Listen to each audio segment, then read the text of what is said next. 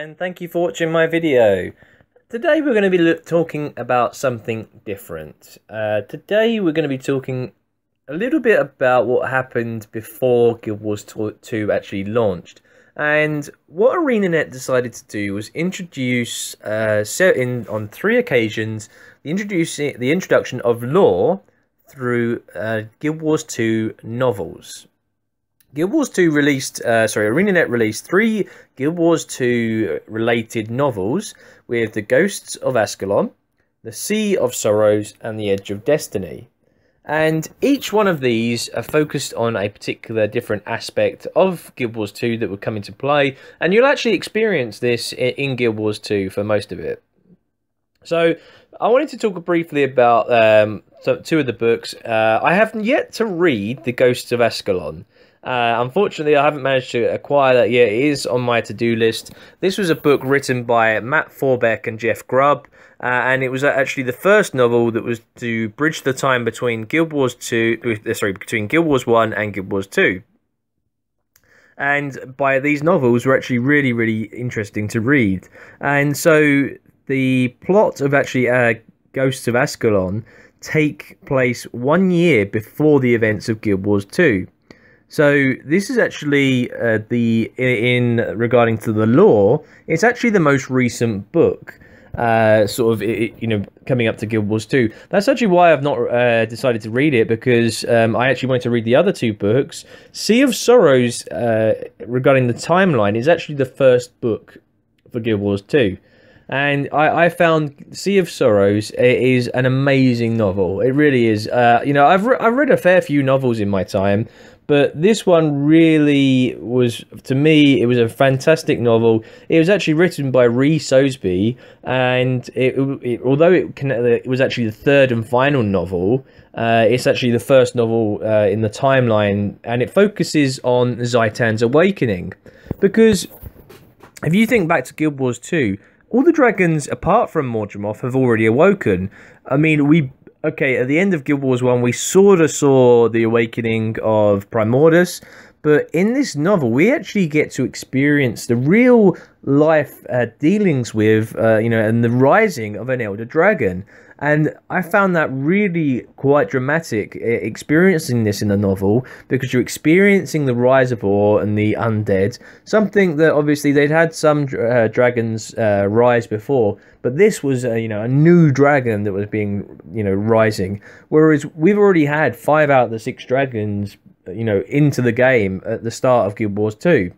So that's what it focused on, and Sea of Sorrows actually begins and focuses on the building of Lion's Arch, and how Lion's Arch came to be sort of a hub for all the 5 main races that we have, and Kobaya Mariner. You'll see the plaques that are dotted around Lion's Arch dedicated to Kobaya Mariner, and I found the book a really good read. It's really well written. It focuses again on the rise of Zhaitan and the construction of the Lion's Arch. It also focuses on some of the dealings. Obviously, in the Guild Wars 1, Lion's Arch was the center point for the the Crichton Empire, or the of Kryta, and that obviously being sort of the capital of Kryta, and then suddenly they have to move, and its Divinity's Reach becomes the capital, because Lion's Arch gets flooded, but then it gets rebuilt, and you get all these pirates that suddenly are there and building a thriving community. But then obviously Divinity's Reach want their land back, and there's a bit of interesting conflict that we have there. So for me, just to give you guys an idea of whether it's not worth a read, I actually gave this book, I took this on holiday, and I really enjoyed it a lot. And I gave this book to my dad to read. He's not a Guild Wars 2 player. He's not ever been interested in that. And I explained to him a little bit about the concept and about what some of the races actually looked like, because just so that he could get an idea. And he actually really enjoyed the book. He really enjoyed it. As a non-Guild Wars 2 or Guild Wars player, he actually enjoyed the Sea of Sorrows novel for being, a standalone novel. It's really a phenomenal story, well written, really enjoyable. So for Ghosts of Ascalon, as I said, I can't really comment too much. Sea of Sorrows I've read, but I wanted to talk a lot about the Edge of Destiny book, which is written by J. Robert King, and this focuses on the formation of Destiny's Edge and their heroics. So to start off with, obviously, if you're ever interested in Divinity, you know, the sort of Destiny's Edge storyline, you obviously know that at the beginning that they're all divided and they're all, you know, each member, you know, Logan, Kaith, Ritlock, Air, and Zosha, they're all in there, you know, sort of related to the personal story at the beginning. They're our sort of mentor. And one thing you don't realise is that there actually was a sixth member, and that was Snaff. And Snaff was actually a big part of this novel. So I'm going to talk a little bit about the novel. I'm not going to give you too many spoilers, but I wanted to just give you guys a brief, you know, sort of breakdown, because this novel, again, it's a really, really enjoyable read. You know, you really get to find out a lot about the backstory. I really appreciated more the efforts of Snaff and how close Destiny's Edge came to killing an Elder Dragon. Because you really, you know, when they say, oh, I came close to killing an Elder Dragon, you think, okay, yeah. But when you actually read it in this novel, you realise that they were so close. And it was only because of Logan having to leave to defend his queen, Queen Jenna, who was under attack, in which, you know, obviously his brother was actually a member of the Seraph and was defending her at the time, and obviously Logan was has this sort of telepathic communication with Queen Jenna, this sort of which was how she was able to contact him. But I'm not going to go into the end of the story. I'm going to talk about the beginning of it, because initially you might have been aware that there were the two of the groups were split between Logan, Ritlock, and Kaith, and Zosha, Air, and Snaff, and the two groups come together. But Logan was actually being pursued by Ritlock, and he was on the run. And then they were trying to escape some ogres, and then they ran into Kaith, and the three of them ended up being imprisoned in Lion's Arch. And they had to fight for their freedom, you know, and their bounty. Like they had their bounty that they had to get every time they won in the arena. They actually increased and actually earned money by fighting in the arena. They managed to beat everybody, and so this was they named themselves the Edge of Destiny. So that was their nickname. That was it was the Edge of Steel. I do apologize. Edge of Steel it was. So you'd have the crowd chanting, Edge of Steel, Edge of Steel, Edge of Steel. And so that was the storyline among these three. You know, Logan was, you know, fighting in Ascalon and was, you know, trying to, you know, have sort of conflict with the Char. Ritlock was a member of the Legions and was assigned to Legions and was trying to eliminate the humans. And Kaith was, you know, typical Sylvari, off exploring, and having separated from, you know, her sort of, you know, lover in Fowlin. So the three of them, they're in Lion's Arch and they're fighting, they're beating everybody.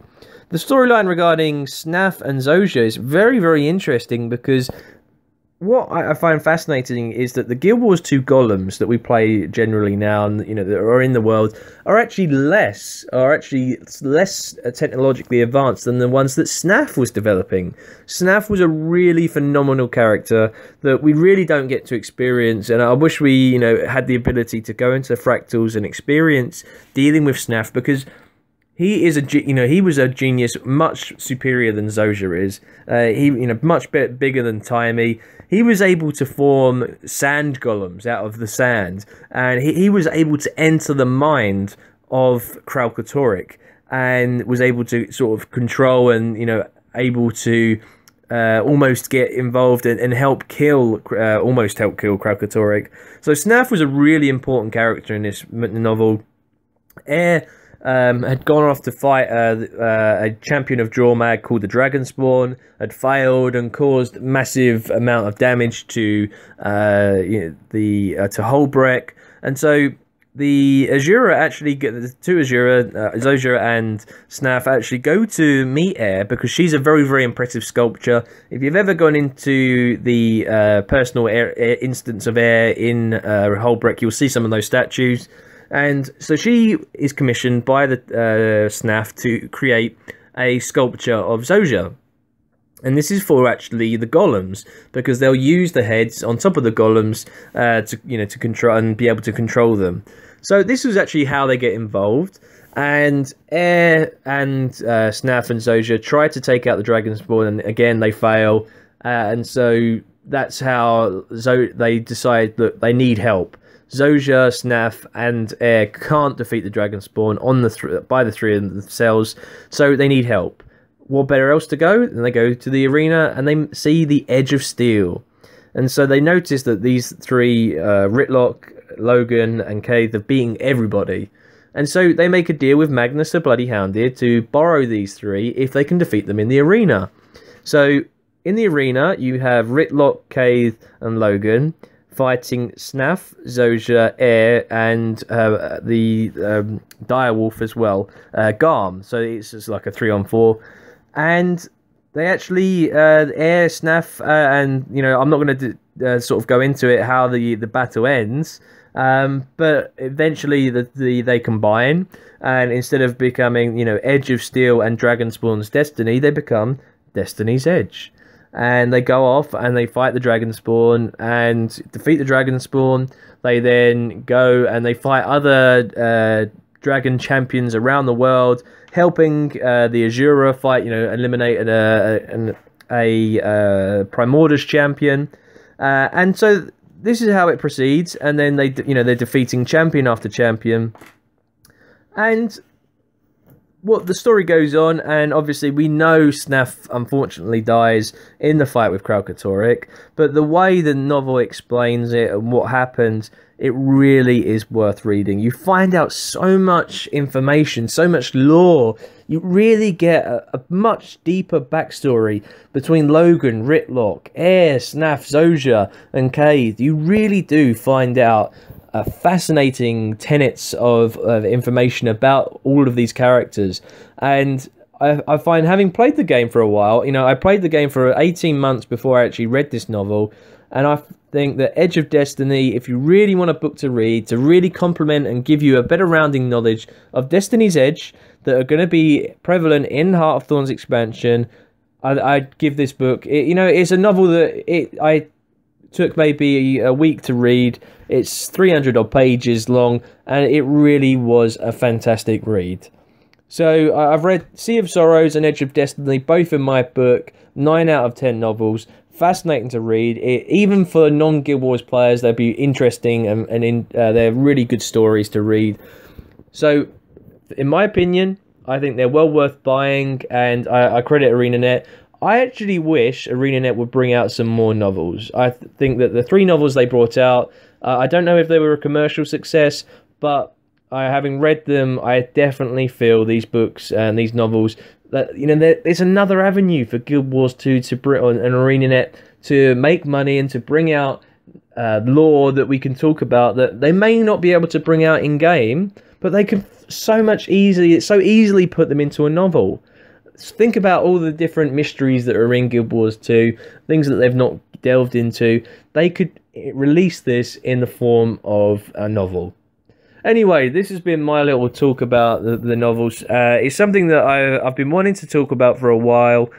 I haven't been the best idea on how to make these novels and to write, to talk about them.